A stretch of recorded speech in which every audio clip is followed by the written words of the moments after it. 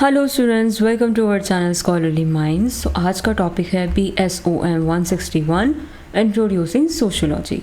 आज हम इसके कुछ इंपॉर्टेंट क्वेश्चंस डील करेंगे जो आपके जून एग्जामिनेशन में काफ़ी इंपॉर्टेंट हो सकते हैं। स्टार्ट करने से पहले मैं आपको दो बातें कहना चाहूँगी। फर्स्ट कि आप हमारा व्हाट्सअप एंड टेलीग्राम ग्रुप ये आप ज़रूर ज्वाइन कर लीजिएगा। यहाँ पे आपको रेगुलर क्लास अपडेट्स मिलते रहेंगे। लिंक आपको डिस्क्रिप्शन में मिल जाएगी। एंड कोई पर्सन इस सब्जेक्ट के गेस्ट पेपर्स परचेज़ करना चाहते हैं तो वो आ सकते हैं shop.hindustanknowledge.com पर लाइक दिस। यहाँ पे आप सब्जेक्ट कोड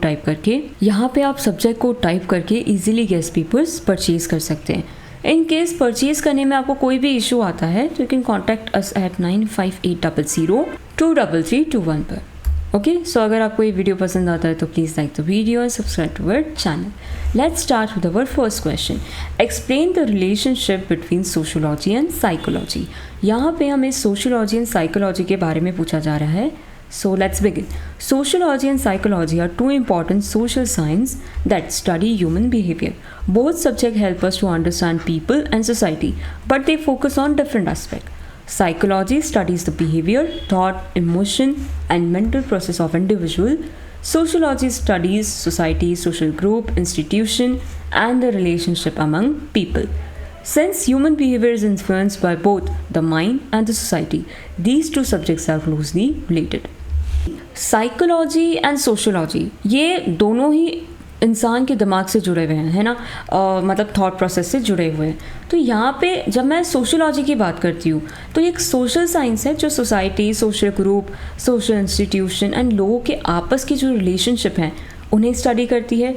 वहीं साइकोलॉजी एक ऐसी साइंस है जो इंसान के mind, thoughts, emotion and individual behaviour को स्टडी करती है।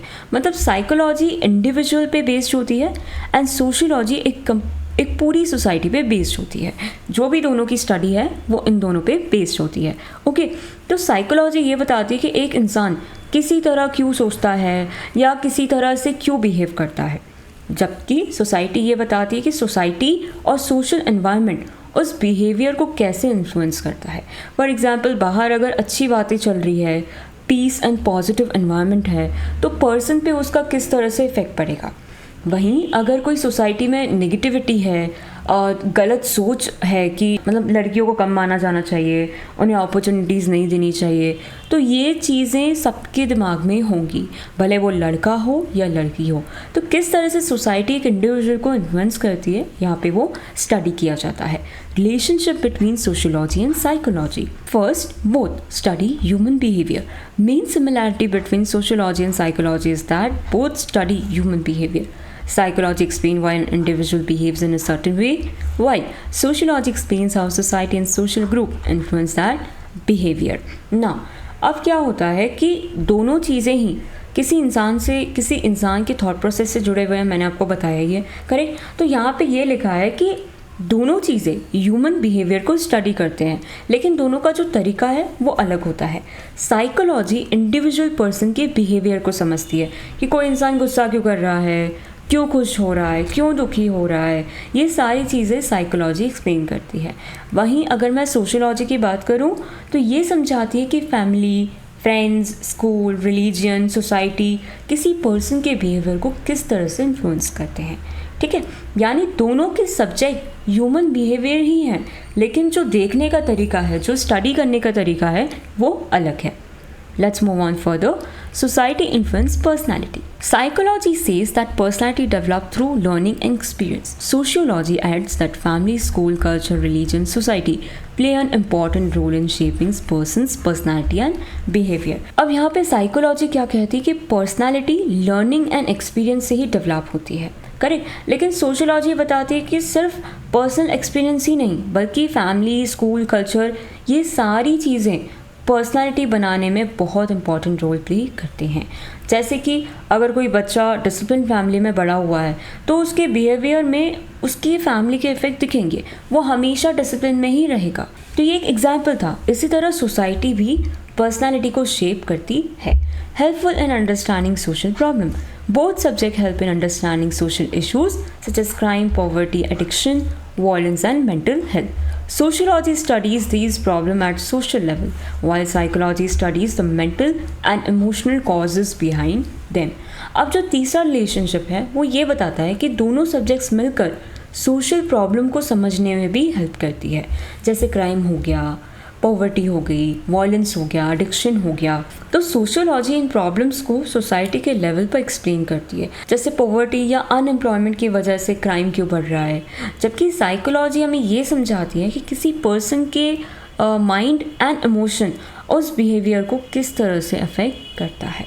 ठीक है, यानी अगर दोनों सब्जेक्ट्स को साथ में पढ़ें तो प्रॉब्लम्स को और अच्छे से हम समझ सकते हैं। Okay, common areas of study. Many topics are studied by both sociology and psychology. This includes social behavior, attitude and belief, group behavior, leadership, socialization and communication. अब कोई टॉपिक्स ऐसे हैं, अब कई सारे टॉपिक्स ऐसे हैं जो सोशोलॉजी और साइकोलॉजी में दोनों में ही पढ़े जाते हैं। जैसे ये सारे टॉपिक्स की मैंने बात की है कि लीडरशिप है, सोशलाइजेशन है, ग्रुप बिहेवियर है, ये सारी चीज़ें दोनों में ही पढ़ी जाती है। इन टॉपिक को समझने के लिए दोनों सब्जेक्ट्स एक दूसरे की हेल्प करते हैं, तो इसीलिए सोशोलॉजी एंड साइकोलॉजी को कॉम्प्लीमेंट्री सब्जेक्ट्स भी कहा जाता है, क्योंकि ये दोनों के एक दूसरे की हेल्प करते हैं। ठीक है, because these are the common topics, both subject often work together. ये कुछ ऐसे टॉपिक हैं जो दोनों साथ में ही काम करते हैं, साइकोलॉजी भी एंड सोशोलॉजी भी। Okay, importance in education and society. Teachers, counselors, social workers, policy makers use knowledge from both sociology and psychology. Understanding students' mental development and their social environment helps improve teaching and learning. Teacher, counselor, social workers और policy maker दोनों subject की knowledge का use करते हैं। जैसे teacher को सिर्फ student की स्टडीज़ ही नहीं बल्कि उसका जो मेंटल कंडीशन है, उसकी जो फैमिली की इन्वायरमेंट है, ये सारी चीज़ें भी समझनी होती है, तभी वो स्टूडेंट को अच्छे से हेल्प कर सकते हैं। इसी तरह सोसाइटी की प्रॉब्लम को सॉल्व करने के लिए भी सोशोलॉजी एंड साइकोलॉजी दोनों की ज़रूरत पड़ती है हमें। ओके, जैसे अगर मैं किसी स्टूडेंट की ही बात करूँ तो जब टीचर उसके मेंटल डेवलपमेंट को समझेगी, सोशल इन्वायरमेंट को समझेगी, तभी उसकी टीचिंग एंड लर्निंग इम्प्रूव हो सकती है। Let's see the difference between them.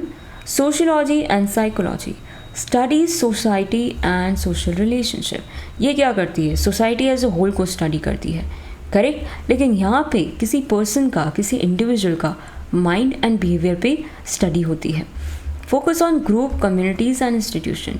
यहाँ पे एक ग्रुप होता है या फिर कोई कम्युनिटी होती है या कोई इंस्टीट्यूशन होता है जिस पे फोकस करके ही पढ़ाई की जाती है, स्टडी की जाती है, लेकिन यहाँ पर इंडिविजुअल के थॉट, इमोशन एंड पर्सनालिटी पे फोकस किया जाता है। Studies social cause of behaviour. यहाँ पे जो लोगों के बिहेवियर का है, यहाँ पे लोगों का जो बिहेवियर है उसके कॉजेज़ को स्टडी किया जाता है कि क्या वजह है ऐसे बिहेवियर की। यहाँ पर mental and emotional causes of behaviour को स्टडी किया जाता है। Users social survey and observation. यहाँ पे सोशल सर्वेज एंड ऑब्जर्वेशन का यूज़ किया जाता है एंड यहाँ पर एक्सपेरिमेंट हो गए, टेस्ट हो गए, काउंसलिंग हो गई, ये सारे मेथड्स को यूज़ किया जाता है ताकि अच्छे से स्टडी की जा सके। Importance of their relationship. The relationship between sociology and psychology help us to understand people more completely. Human behavior cannot be explained by only mental factors or only by social factors. Both personal experience and social condition influence how people think and act. Therefore, combining both subjects provides a better understanding of individual and society. So, अब question ये आता है कि दोनों का relationship इतना important क्यों है? क्योंकि किसी भी इंसान के behavior को उसके mind से या सिर्फ सोसाइटी से एक्सप्लेन नहीं किया जा सकता। ठीक है, उसके बिहेवियर पे पर्सनल एक्सपीरियंस भी काफ़ी इफ़ेक्ट डालते हैं और सोशल एनवायरनमेंट भी इफ़ेक्ट डालता है। इसीलिए जब सोशियोलॉजी एंड साइकोलॉजी को साथ में पढ़ा जाता है तब ह्यूमन बिहेवियर को पूरी तरह से समझना पॉसिबल होता है। अब आप सिर्फ एक चीज़ की स्टडी करके पूरा इन्फरेंस नहीं निकाल सकते, एक प्रॉपर कंक्लूजन पे नहीं आ सकते। आपको दोनों चीज़ों का कॉम्बिनेशन, उससे आपको पढ़ाई करनी होगी, तभी आपको इंडिविजुअल एंड सोसाइटी के बारे में प्रॉपर नॉलेज मिल पाएगी। Okay, let's move on to conclusion. Sociology and psychology are closely connected because both study human behavior from different perspective. हमने अभी देखा कि दोनों का नज़रिया अलग था. साइकोलॉजी क्या करता है, मेंटल एंड इमोशनल साइड बताता है इंडिविजुअल की, वही सोशियोलॉजी क्या एक्सप्लेन करती है कि सोसाइटी एंड कल्चर का उस इंसान पे कैसा इन्फ्लुएंस पड़ रहा है. Together they help us understand human life, solve social problem and improve education. दोनों मिलके हमें ह्यूमन लाइफ अंडरस्टैंड करने में काफ़ी अच्छे से हेल्प करते हैं, सोशल प्रॉब्लम सॉल्व करने में हेल्प करते हैं, एजुकेशन को इम्प्रूव करने में भी हेल्प करते हैं. Thus, both subjects complement each other and are essential for understanding human behavior in a complete way. इसीलिए दोनों सब्जेक्ट कॉम्प्लीमेंट करते हैं एक दूसरे को, मतलब एक दूसरे को समझने में हेल्प करते हैं. इसीलिए ह्यूमन बिहेवियर को समझने के लिए ये दोनों ही सब्जेक्ट्स बहुत ज़्यादा इंपॉर्टेंट होते हैं. Okay, let's move on to second question. Discuss the nature of cultural diversity and unity in India. India is a land of great cultural diversity. It is known for different religion, language, tradition, festival, food habits, and clothing style. People from different backgrounds live together peacefully. Although India has many differences, the feeling of unity among its people makes the country strong. This is why India is often called unity in diversity. Cultural diversity, culture का मतलब क्या होता है, किसी भी society का language या religion, tradition, custom, food, dress, festival, इसको क्या कहते हैं, कल्चर कहते हैं. एंड डाइवर्सिटी का मतलब अलग अलग होना या फिर वैरायटी होना. तो इंडिया क्या है, एक डाइवर्स नेशन है जहाँ पर अलग अलग कल्चर्स को फॉलो किया जाता है. जब एक ही देश में अलग अलग कल्चर के लोग रहते हैं तो उसे क्या कहते हैं, कल्चर डाइवर्सिटी कहते हैं. इंडिया दुनिया की ही सबसे बड़ी डाइवर्स कंट्रीज़ में से एक है. यहाँ हर स्टेट अपनी लैंग्वेज, अपना फूड, अपनी ड्रेस, अपने फेस्टिवल फॉलो करते हैं. लेकिन इतनी डाइवर्सिटी होने के बाद भी इंडिया एक यूनाइटेड नेशन है.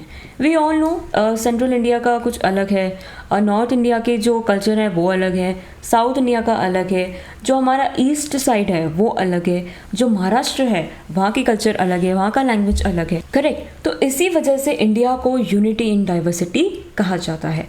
Meaning of cultural diversity.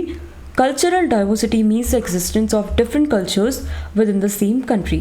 In India, people follow different customs, speak different languages, celebrate different festivals. Every state has its own unique culture, but all are equally respected. Cultural diversity का मतलब है एक ही country में अलग अलग cultures का होना. Correct. India में लोग अलग लैंग्वेजेस बोलते हैं, अलग रिलीजन फॉलो करते हैं, अलग ट्रेडिशन होते हैं, अलग कस्टम्स को मानते हैं, लेकिन सभी एक ही देश के सिटीजन्स हैं. करेक्ट. और एक दूसरे की कल्चर का रिस्पेक्ट भी करते हैं. Nature of cultural diversity in India. Diversity in languages. सबसे पहले आता है language. India has hundreds of language and dialects. Hindi and English are widely used, while the language like Bengali, Tamil, Telugu, Marathi, Punjabi, Gujarati, Kannada, Malayalam and Odia are spoken in different states. अब India में बहुत सी languages हैं, we all know this. Hindi and English को काफ़ी ज़्यादा use किया जाता है, लेकिन हर स्टेट की एक अपनी लैंग्वेज भी है. जैसे मैं सेंट्रल इंडिया से हूँ, तो मेरे यहाँ मालवा की जो लैंग्वेज है वो निमाड़ी है. ठीक है, अलग लैंग्वेज है. आप अगर महाराष्ट्र में जाएंगे आपको मराठी मिलेगी. आप साउथ में जाएंगे तो आपको तमिल, तेलुगु, कन्नड़, मलयालम, ये सारी लैंग्वेजेस मिलेंगी. करेक्ट. तो ये क्या है, हर स्टेट की अपनी एक लैंग्वेज है, एंड ये लैंग्वेज डाइवर्सिटी इंडिया की एक खास पहचान है. Okay, let's move on further. Diversity and religion. India is a home to many religions such as Hinduism, Islam, Christianity, Sikhism, Buddhism and Jainism. People enjoy the freedom to follow their own religion and celebrate their religious festivals. India में बहुत से religion भी हैं, we all know this. Hinduism है, Islam है, Christianity है, Sikhism है, और लोग अपने रिलीजन को फॉलो भी करते हैं, उनको फ्रीडम है, और हर फेस्टिवल को बहुत ही जॉयफुल तरीके से मनाया जाता है. एंड यही हमारे देश की खास बात है. Diversity in food. The food habits of people vary from one region to another. North India is famous for wheat-based dishes, while South India is known for rice, dosa and idli. Every region has its own traditional food. अब India के हर reason में food अलग होता है. North India में generally जो रोटी है ना, या फिर पराठा है, ये चीज़ें ज़्यादा खाई जाती है. लेकिन अगर आप साउथ इंडिया की बात करेंगे तो वहाँ पे चावल से रिलेटेड जैसे इडली हो गया, डोसा हो गया, ये काफ़ी फेमस है वहाँ पे. तो इसी तरह से हर स्टेट की अपनी कुछ ट्रेडिशनल डिशेस होती हैं, एंड ये भी इंडिया की कल्चरल रिचनेस को दिखाता है. Diversity in dress. Traditional dresses are different across the country. Sari, salwar kameez, dhoti, kurta, lungi and different regional costumes reflect India's cultural heritage. India में कई ट्रेडिशनल ड्रेसेस भी होती हैं, करेक्ट, अलग अलग ड्रेसेस होती हैं, जैसे साड़ी हो गया, सलवार कमीज़ हो गया, धोती, कुर्ता, लुंगी. सो हर रीजन के अपने कुछ ट्रेडिशनल कॉस्ट्यूम्स होते हैं एंड ये ड्रेसेस भी इंडिया की कल्चरल हेरिटेज को रिप्रेजेंट करता है. Okay, let's move on further. Diversity in festivals and tradition. People celebrate festivals like Diwali, Eid, Christmas, Gurpurab, Holi, Pongal, Onam, and Bihu with great joy. These festivals promote happiness and togetherness. India को festivals का देश भी कहते हैं क्योंकि यहाँ पे लोग दिवाली, होली, ईद, क्रिसमस, पोंगल, ओनम, बिहू, ये सारे फेस्टिवल्स को बहुत ही खुशी खुशी सेलिब्रेट करते हैं. हम सब इंजॉय करते हैं, राइट. तो लोग एक दूसरे के फेस्टिवल्स में भी पार्टिसिपेट करते हैं एंड इससे जॉय बढ़ता है, हैप्पीनेस बढ़ती है एंड हमारी सोसाइटी में यूनिटी प्रमोट होती है. Unity in India. Despite many differences, India remains united because of common values such as respect, tolerance and patriotism. The Constitution of India gives equal rights to all citizens. National symbol, national festival like Independence Day, Republic Day and the freedom struggle have strengthened the feeling of unity.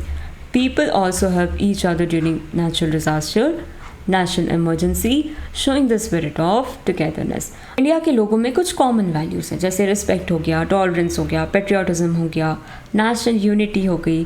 तो Indian constitution सभी citizens को equal right देता है, correct. National festival जैसे independence day, Republic day, ये पूरा देश मिलकर सेलिब्रेट करता है. नेचुरल डिज़ास्टर्स या इमरजेंसी के टाइम पर भी लोग एक दूसरे की हेल्प करते हैं. ये सब इंडिया की यूनिटी को और ज़्यादा स्ट्रॉन्ग बनाता है. Importance of unity in diversity. Let's see. Promotes peace and harmony among people. इसकी वजह से लोगों के बीच में पीस एंड हार्मनी प्रमोट होती है. नेशनल इंटीग्रेशन स्ट्रॉन्ग होता है. Encourage mutual respect and understanding. इसकी वजह से आप आपस में एक दूसरे की रिस्पेक्ट करना सीखते हैं और एक दूसरे को समझना भी सीखते हैं. Preserves India's rich culture heritage. India की रिच कल्चर हेरिटेज को भी ये प्रोटेक्ट करती है. Supports democracy and social development. और डेमोक्रेसी एंड सोशल डेवलपमेंट को भी सपोर्ट करती है. इसी वजह से इंडिया इतनी डाइवर्सिटी के बाद भी एक स्ट्रॉन्ग नेशन बना हुआ है. India is a unique country where many cultures exist together. Its diversity is not a weakness but a source of strength. People of different religion, language and tradition live together with mutual respect and cooperation. The spirit of unity in diversity makes India one of the world's richest and strongest cultural nation. India एक ऐसा देश है जहाँ बहुत सारी language, religion, culture, food, dress, tradition एक साथ मौजूद है, करेक्ट. ये डाइवर्सिटी इंडिया की वीकनेस नहीं है बल्कि उसे सबसे बड़ी स्ट्रेंथ है, लोग अलग अलग होने के बाद भी एक दूसरे की रिस्पेक्ट करते हैं, मिलजुल कर रहते हैं एंड इसीलिए इंडिया को यूनिटी इन डाइवर्सिटी कहा जाता है क्योंकि ये सबसे बड़ा एग्जाम्पल माना जाता है क्योंकि यहाँ पर डाइवर्सिटी एंड यूनिटी दोनों एक साथ चलती हैं एंड देश को और भी ज़्यादा स्ट्रॉन्ग बनाती है. Okay, let's move on to next question. What is the reference group? Explain.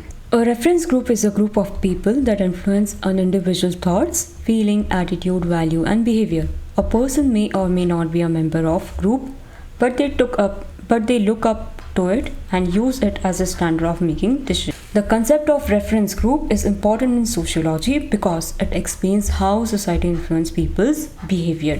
Now, reference group एक ऐसा ग्रुप होता है जो किसी इंसान के thoughts, feelings, attitude, value and behaviour को इन्फ्लुएंस करता है. ठीक है, सिंपल वर्ड्स में रेफरेंस ग्रुप वो ग्रुप होता है जिसे देखकर या फॉलो करके कोई पर्सन अपनी लाइफ के डिसीजन लेते हैं और अपने बिहेवियर भी डेवलप करते हैं. एंड एक इंटरेस्टिंग बात यह है कि ज़रूरी नहीं है वो उस ग्रुप का मेंबर ना होते हुए भी उससे इंस्पायर हो सकता है एंड अपने डिसीजन अकॉर्डिंगली ले सकता है.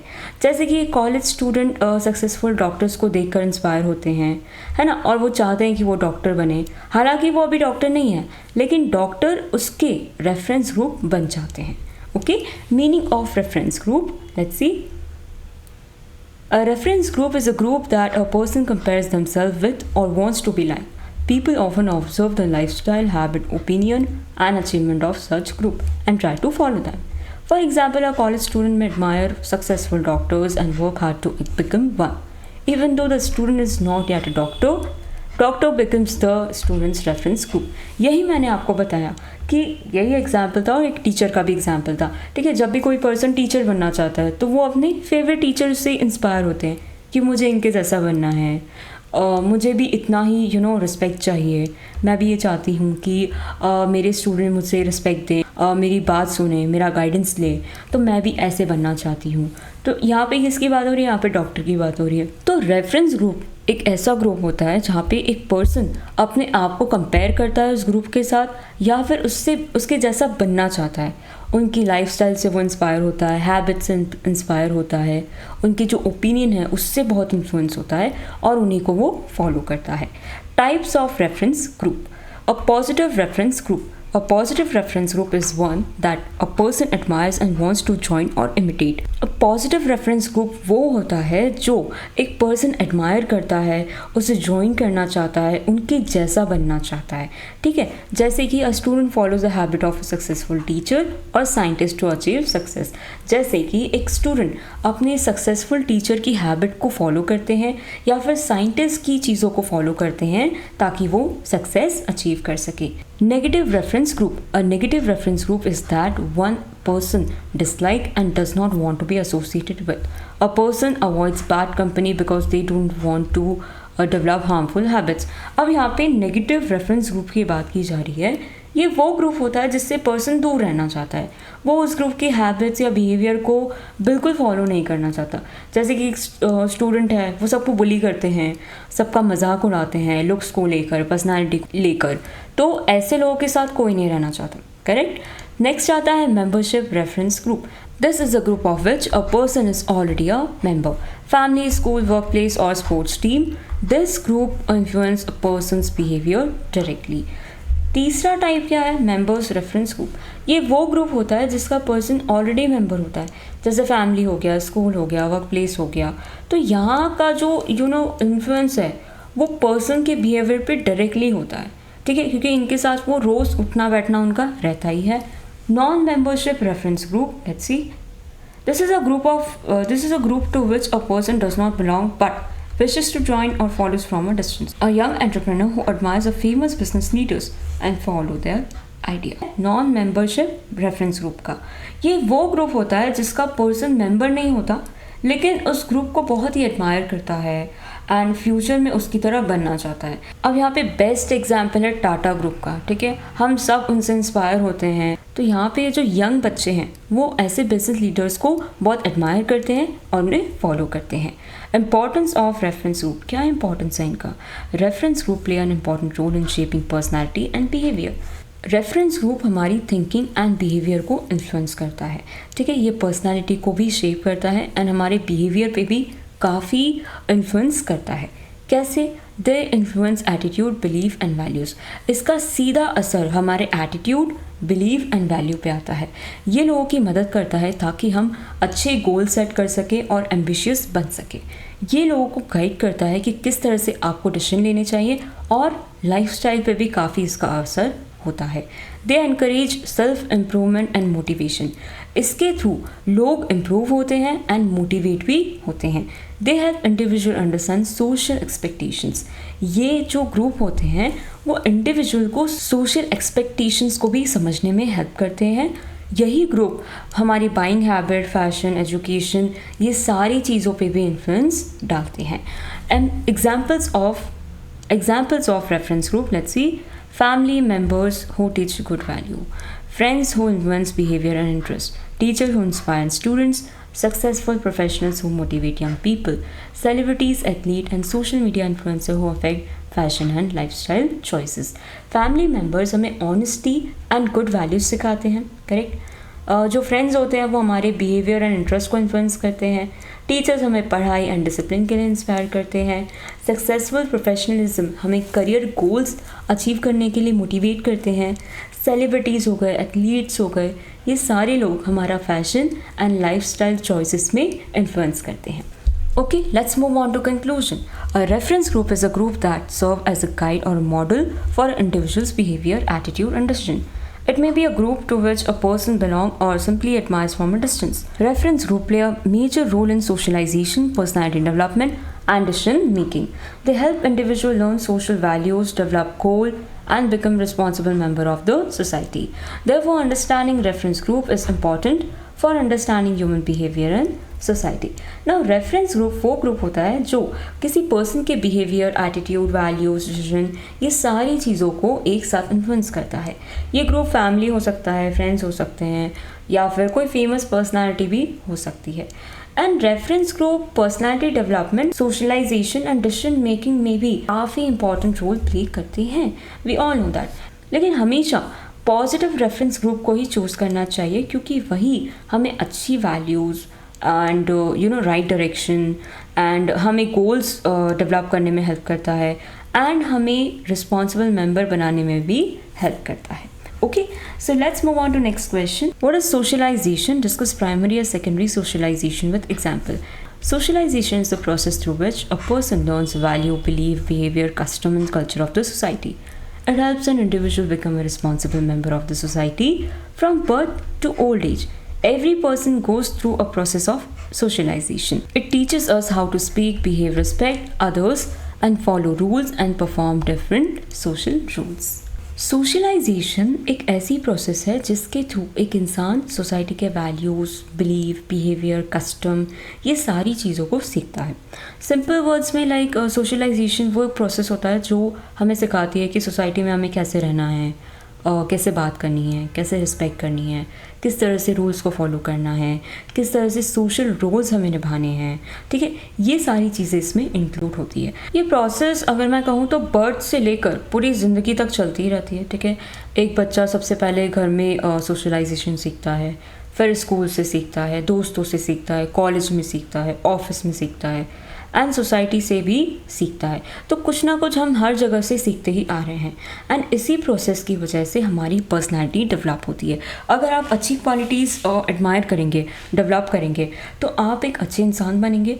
और जहाँ आपने कुछ गलत हैबिट्स डेवलप कर लिए अपने अंदर, या फिर आप हर किसी को नफरत से देख रहे हैं, लड़ाई झगड़े करते हैं, गुस्से में रहते हैं, तो इससे आपकी एक अलग पर्सनैलिटी डेवलप होगी. तो आपको पॉजिटिव रहना बहुत ज़रूरी है, अच्छी चीज़ें डेवलप करना बहुत ज़रूरी है. What is socialisation? Socialisation is a life long process of learning the norms, value, tradition and culture of society.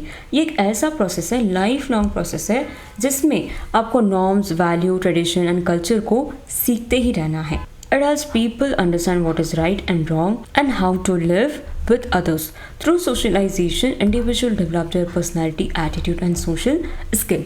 अब यहाँ पे क्या कहा जा रहा है कि socialization हम लोगों को समझाता है कि क्या सही है, क्या गलत है, और हमें दूसरों के साथ किस तरह से रहना चाहिए. इसके थ्रू इंडिविजुअल अपनी पर्सनैलिटी डेवलप करता है, अपने एटीट्यूड्स डेवलप करता है, एंड सोशल स्किल भी डेवलप करता है. For example, a child learns to say thank you, respect elders, share toys with friends and follow school rules through socialization. अब जिस तरह से बच्चा थैंक यू बोलना सीखता है, बड़ों की रिस्पेक्ट करना सीखता है, अपने टॉयज़ को अपने दोस्तों के साथ शेयर करता है, तो ये जितने भी रूल्स हैं, ये जितनी भी चीज़ें हो रही है उसकी लाइफ में, तो ये चीज़ किसके थ्रू हो रही है? सोशलाइजेशन के थ्रू हो रही है. Primary socialisation. Primary socialization is the first stage of socialization. It takes place during early childhood, mainly within the family. It is the most important stage because it lays down the foundation of personality and behavior. Now, primary socialization ये बचपन में शुरू हो जाता है, and mainly family के अंदर ही होता है.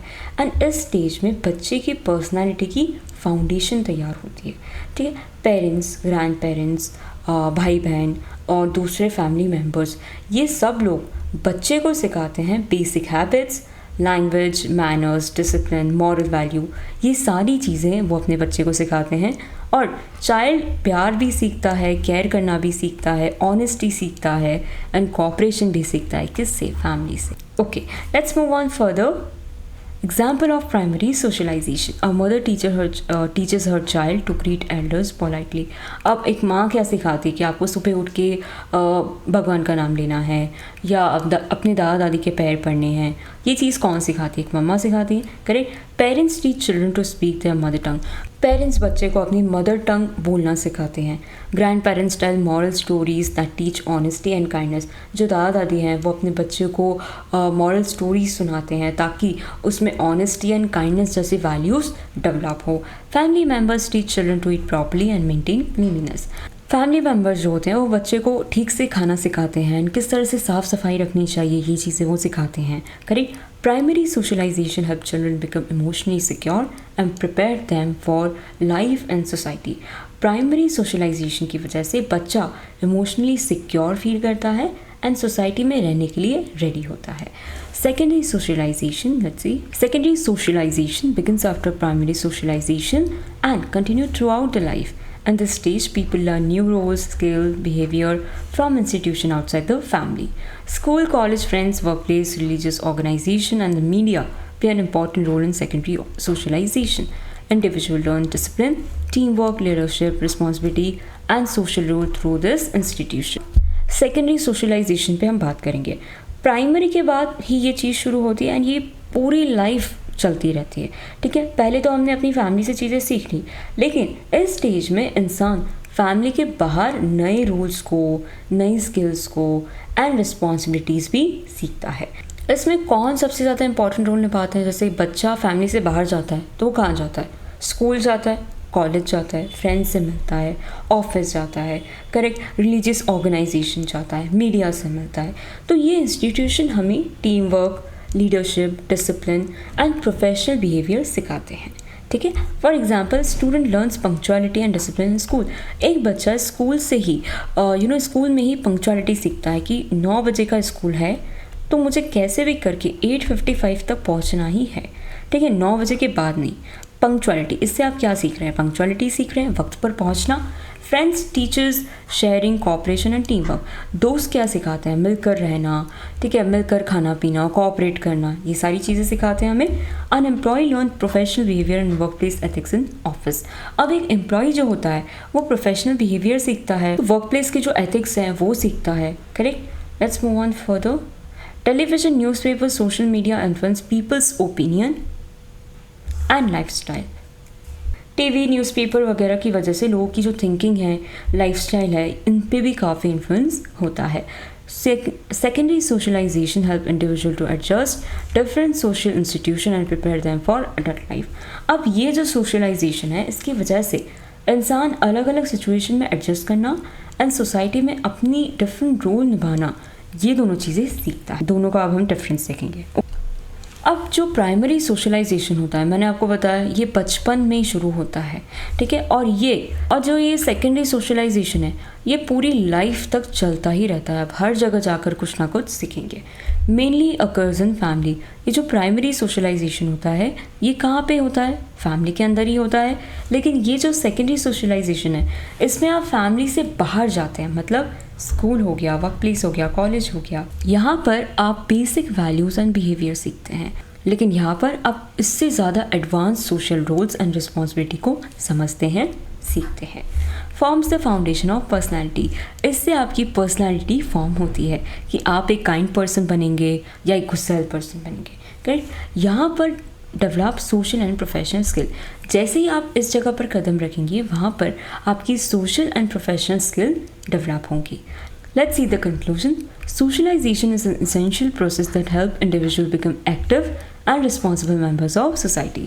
Primary socialization gives a strong foundation by teaching basic values behavior through the family, while secondary socialization helps people learn new roles and adapt to society through school, friends, workplace and other institutions. Both stages are equally important for overall development of person's personality and successful social life. Primary socialisation early childhood में हो जाती है, मैंने आज जैसे आपको सिखाया।